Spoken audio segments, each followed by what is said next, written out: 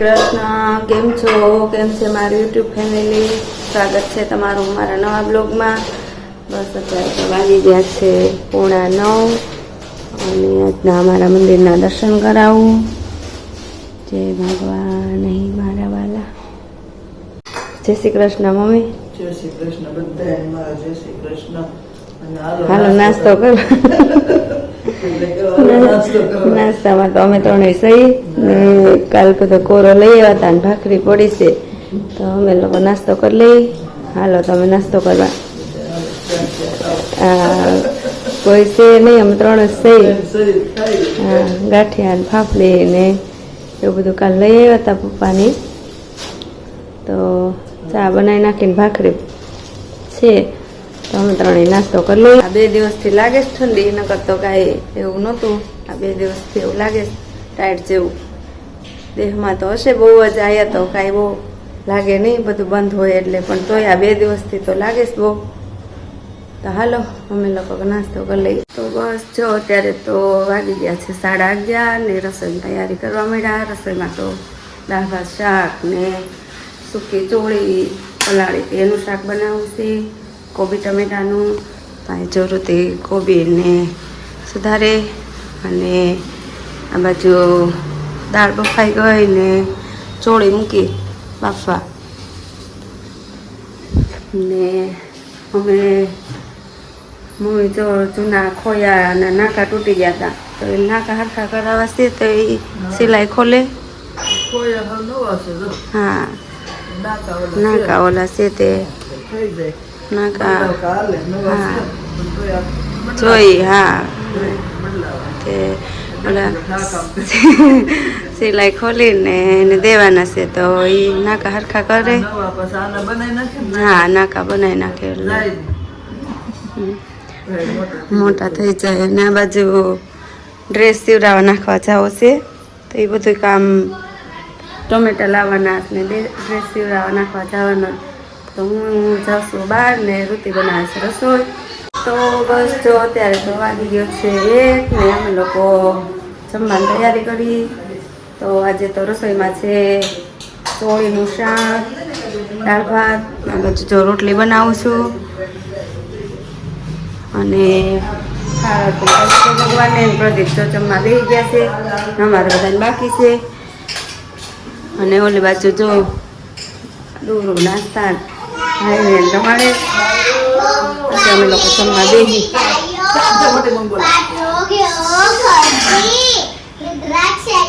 હસી બેનું રમાડે ભાઈ ને. આ અમારે ભાઈ રોવે અને અમારે જમવા બેહવું છે હે ને. હા તો હાલો અમે લોકો જમી લઈએ. હાલો તમે જમી. તો અમારા બેનું જો સ્કેટિંગ શીખે છે. હા જો એ માસ્તા આ બેરો પકડ એમને કરો માં દીકરો. એમને અલગ અલગ હોય ને, એક પડે ને તો 2 પડો એવું થાય. તો દૂરું ને તો આવડી ગયા. આસ્તુ બેન શીખે, 2 શીખે જ છે. લઈ આવ્યા છે હમણાં એટલે વેકેશનમાં. લે લે આ બાજુ લઈ. હા હા આસ્તા શીખે. આસ્તા આ બાજુ આ બાજુ આ બાજુ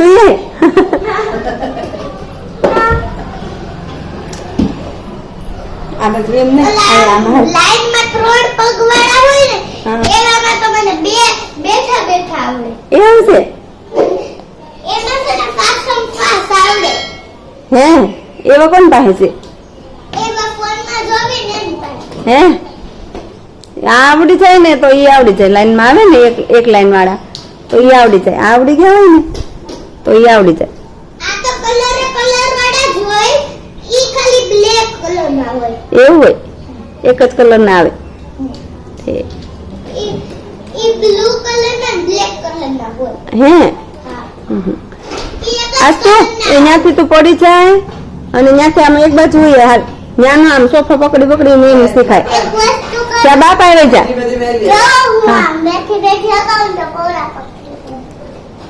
બેઠા બેઠા ન હકાવાય દૂર. હાસ તો જો બેન કે પોગી ગઈ એમ પોગી જા. એ જો એમ ન હોય.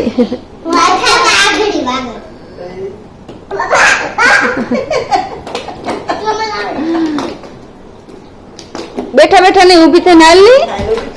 બાપા મને વેખ આજ તો આમ ઊભું થયું નકાય તો બેન કેમ આગે બેન ઊભી થઈને આગ તો બેન ઉભી છે ને જો બેન એક એક પગ આમ હલાવવું પડે બેન. આમ જો મોટા પપ્પાએ શું કીધું શું કીધું તો તમને ઓલી સાયકલ લઈ દે બેન. કામરેજ નહોતી હે મામાના ઘરની સામે ઓલી હતી ને એવી લઈ દે તો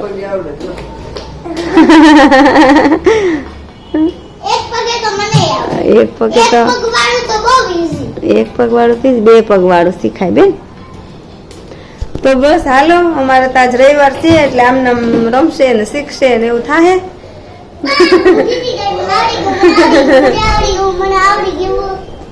જીતી ગઈ હાલો આગળ બીજી જીતી જાહે હાલો જીતી જા હા બે પગ ખેલતા. अथ श्री सत्यनारायण कथा प्रारंभ ओम नमो भगवते वासुदेवाय कथा साम्भळो व्यासोवाच एकदा नैमिषारण्ये ऋषियो शुनकादय प्रपञ्चं मुनियं सर्वं सुतं पौराणिकं खलु भगवान 5 અધ્યાયની અંદર ભગવાન આપણને કથારૂપી ઘણું સમજાવે છે. સનાતન ધર્મની અંદર ભગવાને આજે આ 5 અધ્યાય છે કોઈ સામાન્ય કથારૂપી આપણને સમજાવ્યા નથી. આપણને ઘણા ઘડીએ સાંભળે આપણને એમ થાય કે આ અધ્યાયની અંદર આવું છે એટલે આપણને ખ્યાલ છે, પણ આના અર્થ બહુ સમજા જેવા છે. શાસ્ત્રની અંદર ભગવાન એવું પણ લખેલું છે કે આપણા 5 અધ્યાયની સાથે સાથે આપણે 18 પુરાણ જે છે, 4 વેદ છે, 6 શાસ્ત્ર છે અને અનેક પ્રકારના 108 ઉપનિષદો છે. આ બધા જે પુસ્તકો છે એની અંદર શરીર અને મનની કથા ભગવાને બતાવી છે. એમ આ પણ કથા છે શરીર અને મનની છે. જેટલું તમારું મન પ્રસન્ન રહે, જેટલું તમારું મન આનંદિત રહે એટલું આપણું કર્મ શુદ્ધ અને પવિત્ર બને છે. તો મન પ્રસન્ન આપણું ક્યારે રહે? તો મન પ્રસન્ન રહેવાનું એક જ મુખ્ય કારણ છે જે કથા સાંભળવી. કથા કોઈ પણ આપણે સાંભળતા હોય તો આપણું મન પ્રસન્ન થાય છે. એ મન પ્રસન્ન થવાથી આપણું જે કાંઈ કર્મ કરતા હોય, ઘરનું કામ કરતા હોય, બહાર જતા હોય, ધંધા વ્યવસાયમાં કર્મમાં, તો આપણું મન એમાં પ્રસન્ન રહે તો આપણું કર્મ પણ સારું બને. એટલે કર્મ ધર્મયુક્ત બને છે. જ્યાં સુધી આપણું કર્મ ધર્મયુક્ત બનતું નથી ત્યાં સુધી કોઈ પણ કર્મ એનું ફળ પણ જલ્દી આપણને મળતું નથી ને જલ્દી કંટાળો આપણે. ધર્મયુક્ત એમાં એટલો મતલબ એમ છે કે ઈશ્વરને આગળ રાખવા. કોઈ પણ કર્મની અંદર તમારે ઈશ્વર આગળ હોય, ભગવાન જેમ આપણી શ્રદ્ધા હોય, એ કર્મ ધર્મયુક્ત બને છે.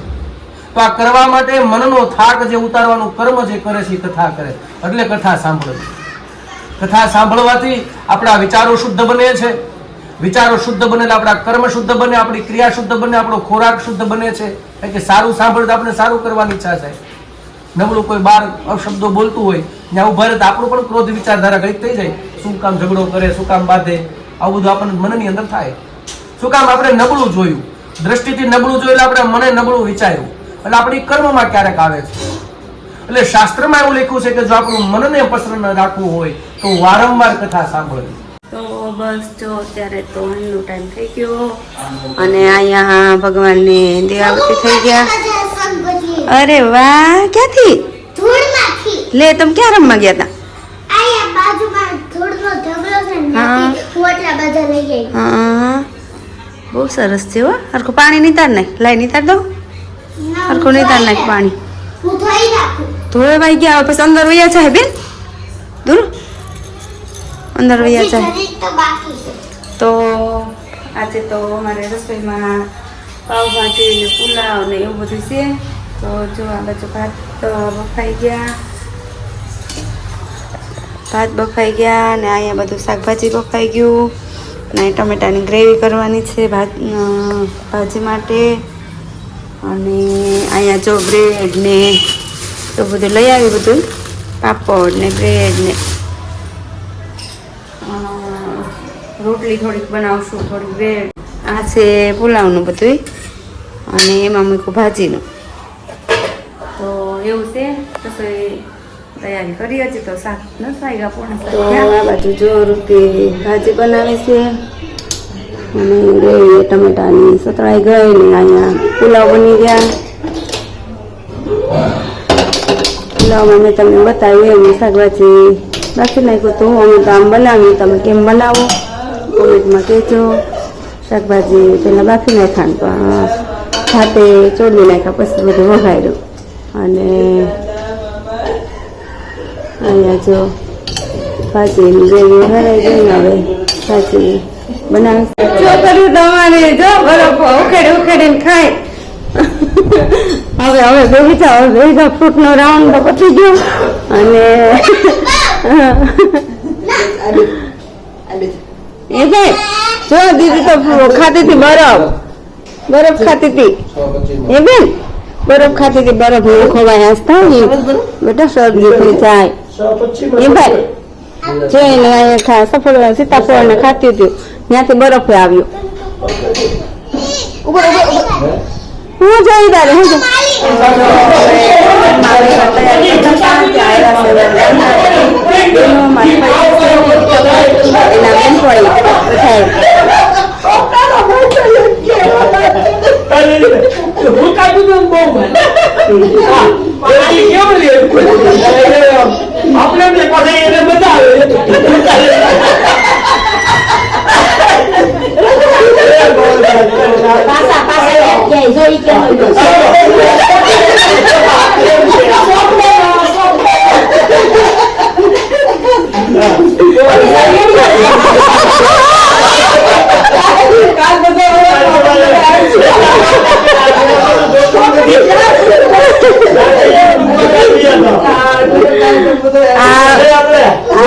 ગીતાભાઈ ના બેનપણી થાય ને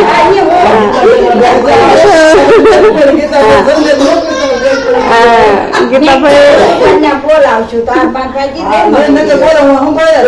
હતું ને પણ આનંદ બહુ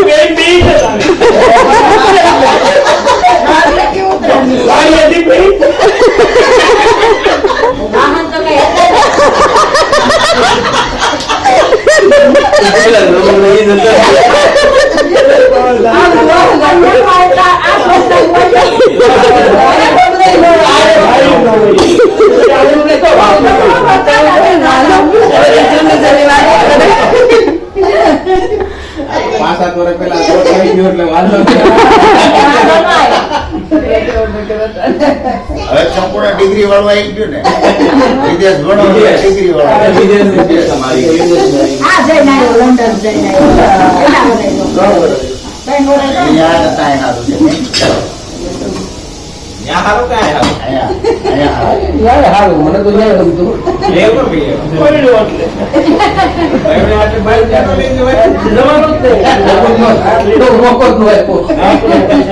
મને તો છોકરો હું ભણતો ને બધું કર્મકાંડ ને નોકરી બધું કરતું.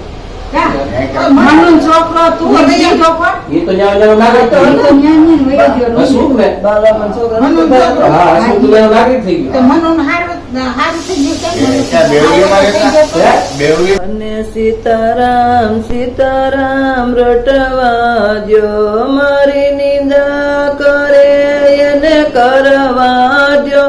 મને સીતારામ સીતારામ રટવા દ્યો, મારે એકવાર દ્વારકા જાવું છે, મારે રણછોડરાયને મળવું છે. મને સીતારામ સીતારામ રટવા દ્યો, મારી નિંદા કરે એને કરવા દ્યો.